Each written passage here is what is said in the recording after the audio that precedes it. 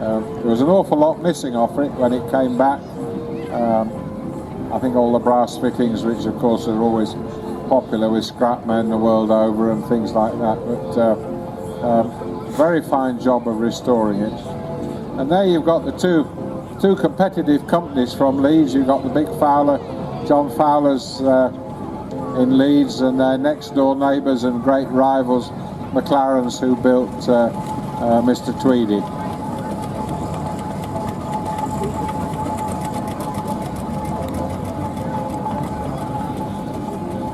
The big Fowler, the Z7, is making its way sedately round the ring. He's in low gear.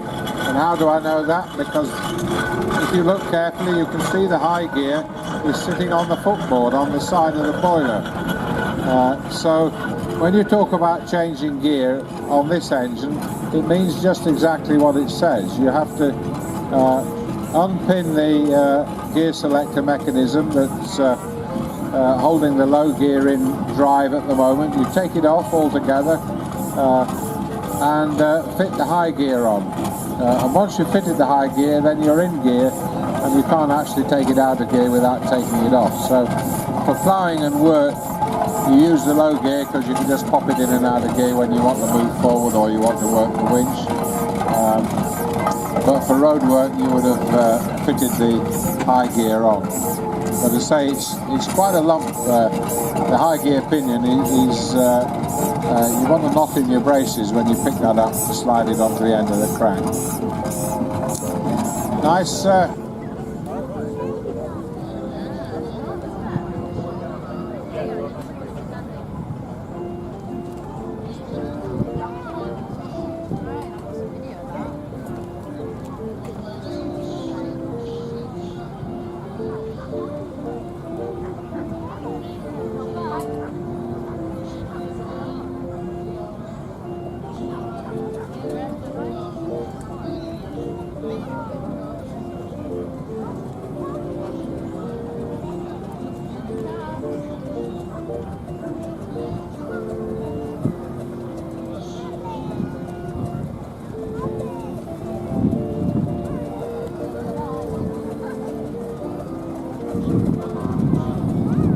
Interesting little thing for you to look out for on this Fowler agricultural Buster Cox's engine that's coming towards the commentary box. If you look very closely, you will notice that it hasn't got any brass boiler bands on, because it hasn't got any cladding around the boiler, and you can actually see the bare boiler barrel there. Now, the next step, because it's been subject of a major rebuild, will be to fit the insulation around the barrel and then put the cladding and the brass bands back on. So you can see all the rivets there around the reinforcing ring on the manhole in the side. And the normal practice is to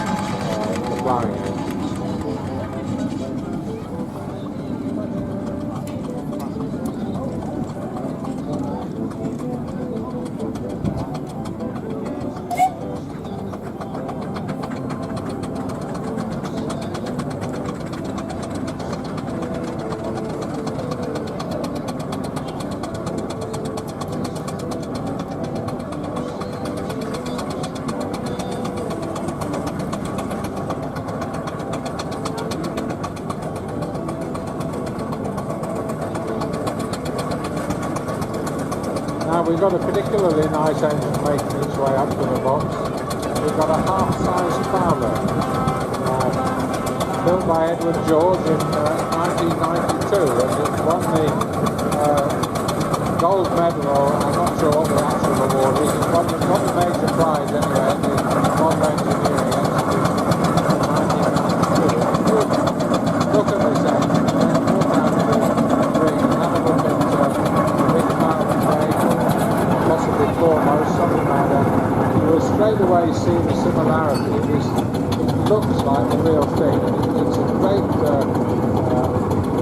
exhibit. It's a particularly fine example of the model engineer's art. And to say it's a 6-inch, in other words it's half size, because basically Edward took the drawings and everything that measures 12 inches is reduced to 6 inches. And there you have it very, very fine example. And you can see, once again, we've got a young man on the footplate learning his trade. The Steam Apprentice Club. They are permitted to drive engines at events like this and remain fully insured.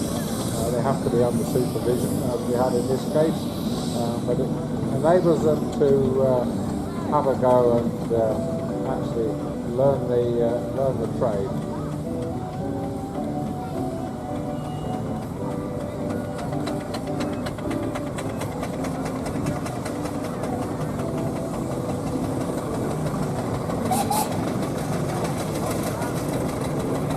Big Marshal Agricultural coming around now. Dennis Smith is in charge today. Dennis's engine has been off the road for over 2 years, having made major boiler work, so he's just keeping his hand in. Remember which lever to pull at the right time. Again, another big, what we call a block engine, no springs, so it's been fitted with rubbers to improve the ride.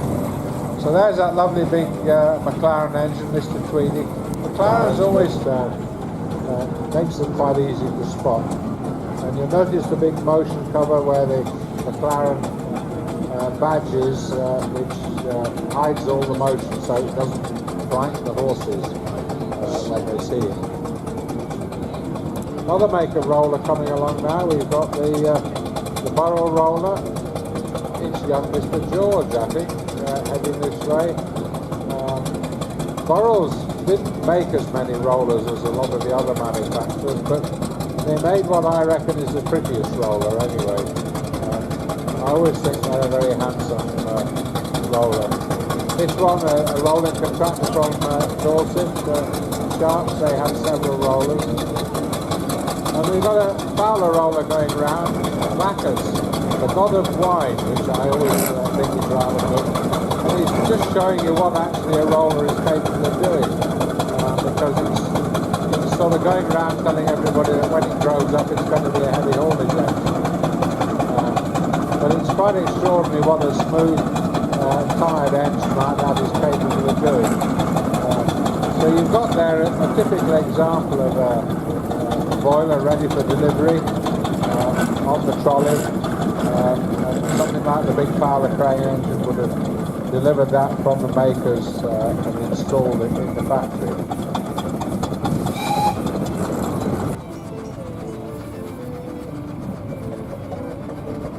Colin Hatch, I think, yeah. His engine was called Ted actually after the previous summer. Very early burrows. You can always tell the early burrows because they've got a round front axle. This information there, we talked about this one a bit earlier, saying this is a single crank compact, 2 cylinders, but only one big engine, so you've got the economy of the compact, but it's still got the comparative simplicity of one big engine. The driver just changing the wheel.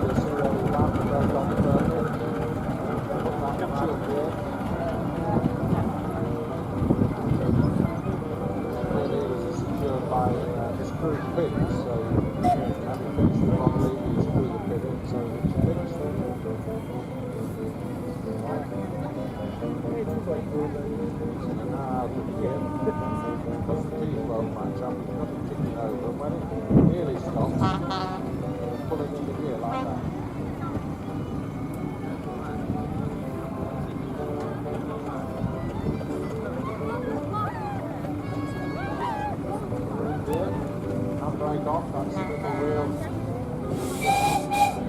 releasing there.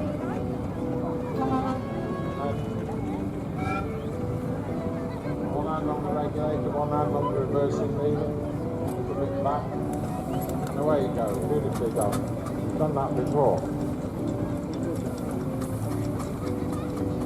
You see there, as it comes round the stage, he's got his left hand on the regulator, which permits the steam cylinders. His right hand on the reversing lever, which controls the valve events, so effectively decides whether the engine's going to go forwards or backwards. Notice how beautiful and quiet that engine is. It's subject to major rebuild.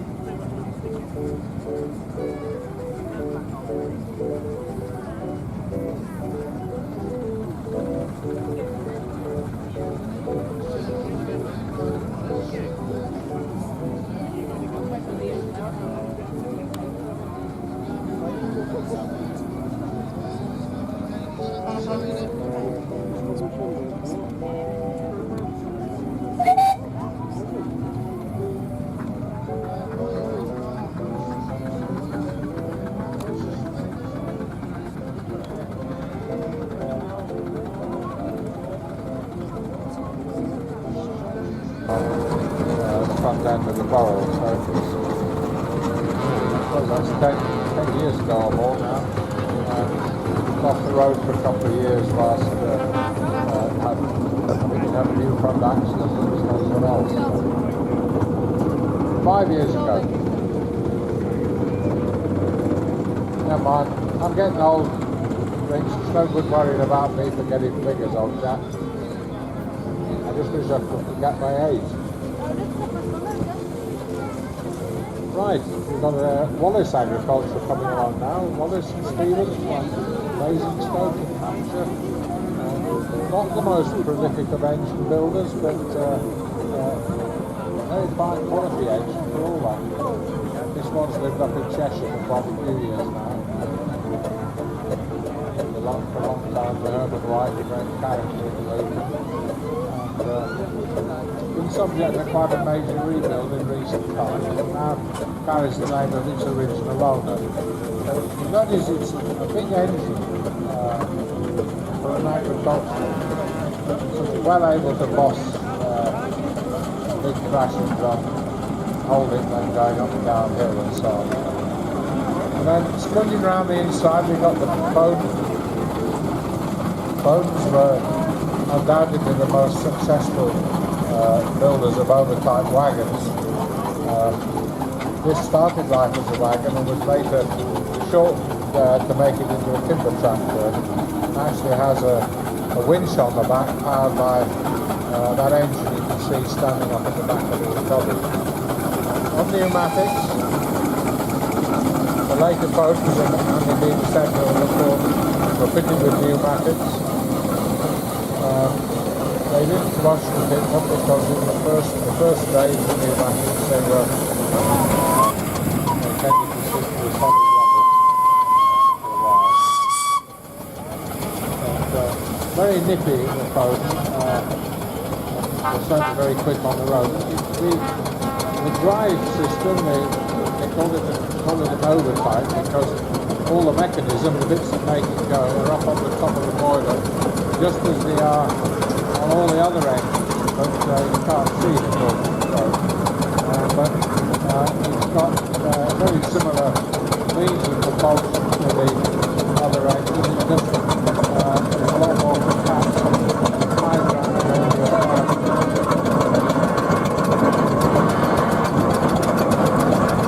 A couple more rollers going on. We've got the power there and making the damage for Harrisburg. That's followed by a rusting. Ruston's doing Lincoln.